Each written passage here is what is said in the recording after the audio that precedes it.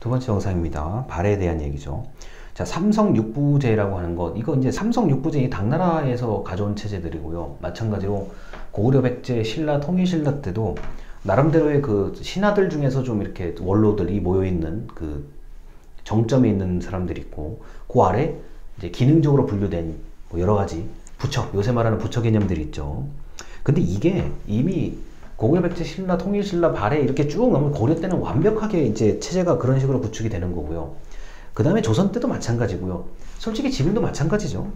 다만 이제 삼성이라는 개념이 지금하고는 상당히 다른 거긴 한데, 뭐 어찌됐든 간에 권력의 집중을 방지한다는 그런 좀 체제를 갖추고 있었고, 그러니까 중앙, 그러니까 발해의 수도를 중심으로 정예병을 배치하고 기마병을 활용했을 것으로 추측을 하는데, 저는 이게 이런 생각을 해요.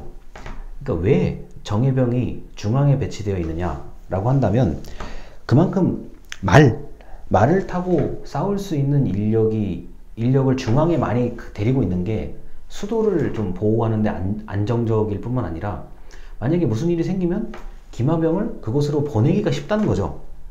만약에 이게 걸어다니는 보병이었으면 이게 중앙에 이렇게 정예병을 배치하기가 이게 쉽지가 않아요.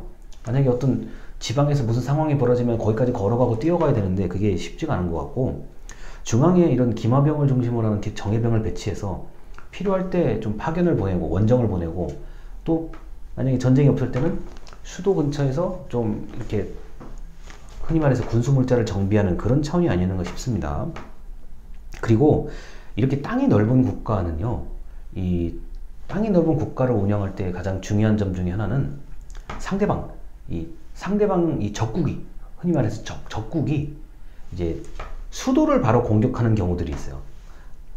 그러니까 뭐 이렇게 바깥에서부터 이렇게 계속 뭐 싸우면서 수도까지 들어오는 게 아니라, 땅이 넓은 국가의 약점 중에 하나가 수도를 바로 공격받았을 때 아주 의외로 쉽게 무너질 수가 있거든요.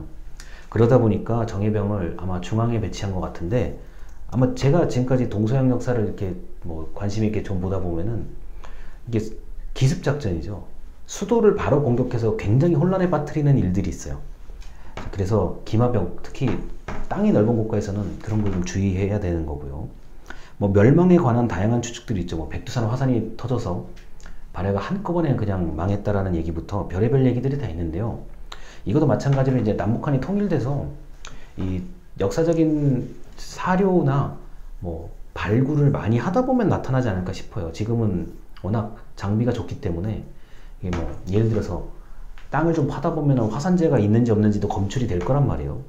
그런 거를 좀 보면 아, 발해가 이랬었구나라는 걸 또 알 수가 있겠죠.